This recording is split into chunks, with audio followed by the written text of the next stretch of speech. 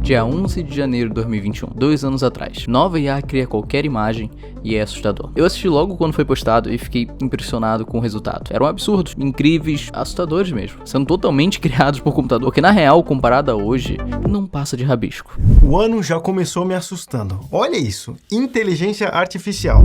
Faça ilustrações de um rabanete vestindo uma saia de bailarina e levando um cachorro para passear. Peraí, melhor. Troca o rabanete pelo Pikachu. E duvido que você vai conseguir fazer isso. Desenha o Pikachu de pijama e segurando um sabre de luz azul.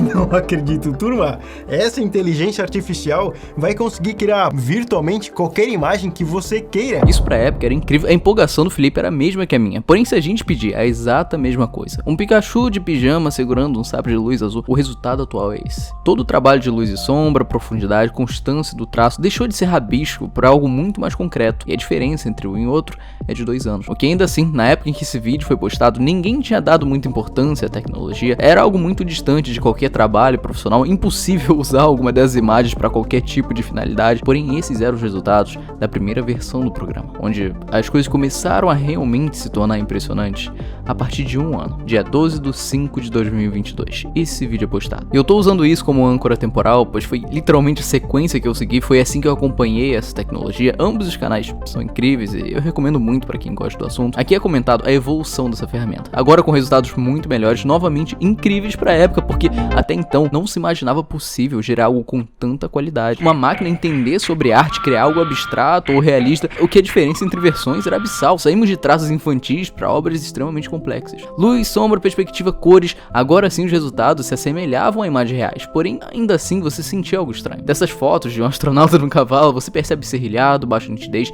além de alguns erros bem explícitos. Nessa imagem, não só o capacete está amassado, como a pata do cavalo está misturando com o chão. Em outra, o astronauta mal tá encaixado e o bichinho tadinho tá todo esmilinguido. Tu percebe erros. Eles são tão claros que tu bate o olho e reconhece ser uma arte feita por máquina, o que é diferente do que aconteceu esses dias. Uma imagem criada por inteligência artificial começou a ser compartilhada por aí, que era supostamente do Papa Francisco com uma roupa...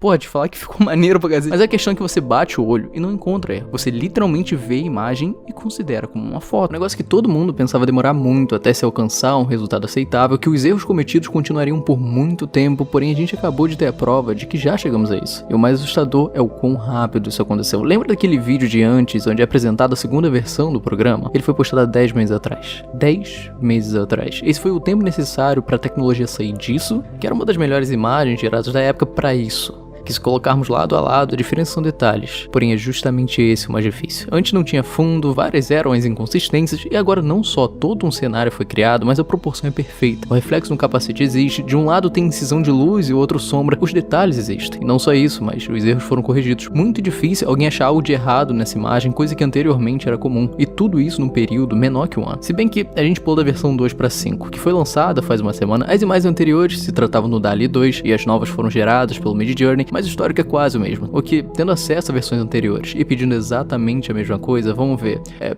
uma foto de família. Na primeira versão nós temos isso, o que é difícil até de comentar. Olha a cara desse senhor, olha essa criança, Deus, parece um gremlin. O garoto, ele enfim, impossível de usar algo assim. A ideia era ter como base para se trabalhar em cima, ajustar os inúmeros erros, porque se a gente for pra versão 2, as coisas não melhoram. Eu não preciso dizer o que tem de errado nessa imagem, porque o fato dessa imagem existir já é um erro. Na versão 3 houveram melhorias. Agora os erros deixaram de ser grotescos e é muito mais puxado pro lado da inconsistência. Naturalmente, ninguém usaria uma imagem como essa pra nada, mas você percebe que existe uma evolução, o que ficou bem explícito no lançamento da versão 4, que aí sim as pessoas começaram a dar atenção ao assunto. Esse é um resultado aceitável. Existem erros? Com certeza. Os olhos dessa criança têm algo de errado. A baixa nitidez incomoda, os óculos da senhorinha parecem fazer parte do seu cabelo, mas nada que um artista digital não pudesse arrumar. O que estamos falando de um resultado gerado em segundos. Ter uma base de desenho em tão pouco tempo já é um avanço e tanto, porém foi lançada a versão 5. E essa em questão é a que mais assusta. Ela foi responsável por aquela foto do Papa que enganou muita gente,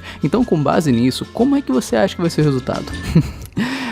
Te falar que eu mesmo não esperava ser tanto assim, mas foi isso que ela entregou. Uma foto real. Nunca que alguém bate o olho e diz ser gerada por máquina, isso simplesmente não tem erro. Tudo tá exatamente como deve estar com o realismo de uma imagem fotográfica. Tudo isso com uma diferença de 10 meses. Parece besteira ficar enfatizando isso, mas o meio tempo é tão pequeno que torna muito mais assustador. Quando esse assunto surgiu, falavam que ia demorar anos para se desenvolver, talvez décadas, mas não, foram necessários meses. E isso só pro desenvolvimento de imagens, porque vai muito além. Provavelmente vocês já devem ter ouvido falar sobre o ChatGPT, o que diferente de vários chatbots que vieram anteriormente, esses não se limitam à pré-programação. Realmente se trata de uma inteligência artificial, responde qualquer coisa da forma que você preferir. Quer uma receita de bolo? Você tem. Quer isso em planilha? Pronto. Quer ainda mais resumido? Sem problema. Talvez um poema sobre o assunto, ou se não, você queira corrigir erros de um texto, uma redação, é só pedir que ele te entrega. Traduzir uma língua estrangeira sem parecer que foi feito por um Google Tradutor, tudo bem. Entende que ele vai além de uma programação estabelecida. Isso não é um resultado do Google, não é algo escrito anteriormente por um programador. A ferramenta interpreta a sua pergunta e tenta te responder da melhor forma possível, baseado no seu próprio conhecimento, igualzinho o que uma pessoa faria. O que, para uma simples comparação, quando a Alexa surgiu, muita gente ficou empolgado, diziam se tratar de uma inteligência artificial, algo que você poderia perguntar qualquer coisa e te entenderia, mas na boa, faz 2 perguntas pra ela, uma seguida da outra, e tu vai entender o porquê de não se tratar de uma IA. Vai chover dia 27? Não está chovendo agora em Rude Ramos. Mas eu perguntei dia 27. Que dia é hoje? Hoje é quarta-feira. Mas também não foi isso que eu perguntei. Que dia do mês é hoje? É quarta-feira, 29 de junho de 2022. A Alexa, ela foi lançada em 2014. A Siri do iPhone em 2011, o Google Assistente em 2016 e todos eles eram chamados de inteligência artificial. Pelo menos pelo grande público, a visão era essa, o que mesmo com quase uma década de desenvolvimento, cada um deles continua sendo medíocre. Era mais fácil procurar no Google, o que em comparação, o ChatGPT foi lançado faz 5 meses e nesse mini espaço de tempo já foi lançada outra versão contendo inúmeras melhorias, como interpretação não só de texto, mas de imagem. Você envia uma foto e ele entende o conteúdo, assim como se você pedisse para uma pessoa fazer. O que, para vocês terem noção de como isso muda as coisas, a Google, que por toda a duração da internet sempre foi intocável, tem tentado desesperadamente competir com isso. Porque, como eu falei, antes era mais fácil procurar por eles, mas hoje a história é outra. De um lado você tem 1 milhão de resultados, onde só a primeira página importa, mas os 3 ou 4 sites que aparecem são propagandas. Para você entrar em um deles, procurar a informação desejada no meio de textos e textos, ou então perguntar via chat e ter uma resposta direta, resumida, computada da forma que você preferir, basta pedir. No mundo onde as coisas tendem a se tornar mais diretas, mais rápidas, isso se torna uma competição. E justamente para a Google, que estava estagnada há anos, em questão de desenvolvimento, a implementação de IA é como se fosse um divisor. Se poucos sabiam usar um Photoshop da vida, agora a própria Adobe desenvolveu um programa baseado nisso. Se você tem uma imagem, mas gostaria dela em um ambiente diferente, seja isso em outra estação do ano, basta escrever. E você tem o que você precisa. Não sabe como criar um pincel do zero e nem qual deles combinaria no estilo de desenho? É só fazer a marcação e pronto. Você tem um pincel perfeito para isso. Tem uma imagem de fundo, mas quer adicionar algo diferente, tu faz uma base e descreve em texto exatamente o que deseja. Talvez você queira fazer uma variação do seu próprio desenho para ter algumas ideias, basta selecionar e pedir por isso. Olha, tem muitas outras aplicações, eu não tô aqui para ficar falando só sobre um programa, mas entende que facilita o processo, permite que muitos que já têm interesse, mas não sabem como começar, deem uma chance. Isso era algo impossível um ano atrás, seria inimaginável. Outra coisa, narrativa. Já imaginou um cenário, um RPG onde suas ações realmente têm impacto ao redor, onde as pessoas saibam quem você é por suas escolhas e não por um comportamento pré-definido? Na visão de alguém que realmente pode perguntar qualquer coisa a qualquer um e receber respostas baseadas nisso? Então, um cara implementou essa tecnologia, o Mountain Blade, claro, isso por um mod, então é um pouco instável, mas você pode entrar numa vila e conversar com qualquer NPC. Esse com suas próprias histórias e objetivos. Aqui ele pergunta se esse aldeão, que se apresentou como um ferreiro, já tinha forjado alguma arma a alguém conhecido por essas terras. E o que ele respondeu foi que, sim, ele já fez trabalhos honráveis para muitas pessoas na vila e ao redor, incluindo nobres de cultura daquela área, mas que ainda assim ele era apenas um simples camponês. Então seu trabalho nunca foi reconhecido além de lá. O que, mesmo sendo uma resposta bem simples, demonstra conhecimento não só de quem ele é, mas do alcance de suas habilidades, da cultura geral. Outro NPC que ele puxou conversa foi perguntado se alguém tinha interesse de se juntar ao seu exército, onde foi respondido que aquele homem, por ser um simples fazendeiro, não poderia ajudar, mas que certamente espalharia a notícia para que pessoas da vila tivessem interesse e pudessem entrar em contato. E foi aí que o jogador perguntou quem era exatamente aquela pessoa.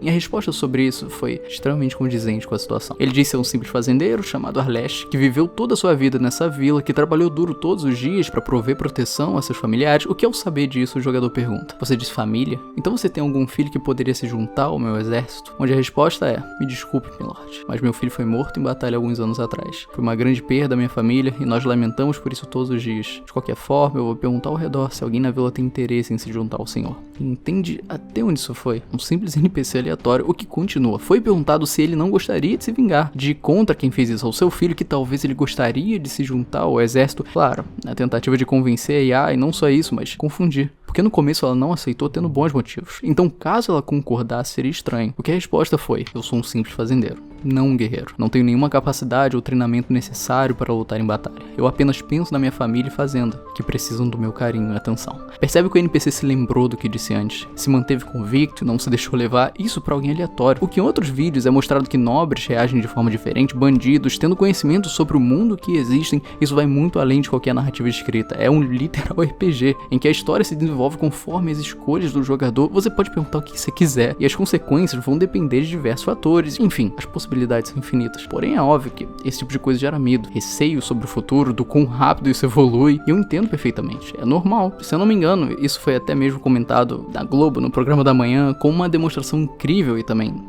falsa de como isso pode ser usado pro mal. Eu fiz, vamos aqui escrever uma fake news sobre a família de Luca. A primeira a gente não pode nem publicar, tá? Mas a segunda sobre você na Itália. Vamos ver o que eles falaram. Mostra aí. Na Itália. Na Itália, a gente ainda criou querendo na Itália. Essa frase, a gente ainda criou querendo na Itália, eu realmente não duvido, porque quem conhece a ferramenta sabe que isso nem é o ChatGPT, não é o Bing, muito menos o Bard. Eu realmente não faço ideia do que isso seja, mas fazer o quê? A gente tem que acreditar no que tá na televisão, né? Tô até curiosa pra saber qual é a Camila de Lucas, peraí. É engraçado como o negócio brota do nada, igualzinho quando você copia um texto e aperta Enter, porque normalmente é digitalizado aos poucos, mas beleza. Camila de Lucas, a influenciadora digital mais famosa do Brasil, foi vista na Itália em uma festa de luxo. Enfim, aqui é só blá blá blá, com realmente informações falsas, porque meter a influenciadora digital mais famosa do Brasil realmente é um baita fake news. Mas a questão é que se eu tentar fazer essa pergunta, tanto pro ChatGPT quanto pro Bing, os dois se recusam a responder. E talvez nem ao menos saibam quem é ela. A questão é que não é tão simples assim. Não como estão tentando demonizar. Na boa, eu queria muito saber qual é desse chat aí da Globo, porque os caras tão avançados mesmo, hein? Que é engraçado pensar que eles só usaram esse chat diferente pra fazer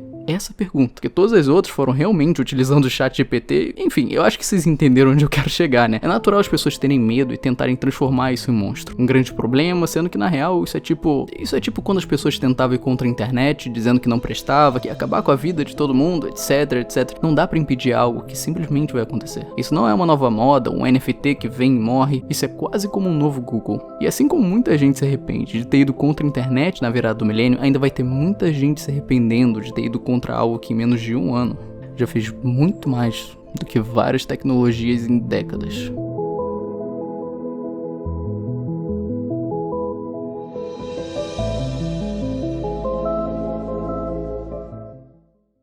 Música sobre amor não correspondido para Thiago York. Aqui entrou algumas.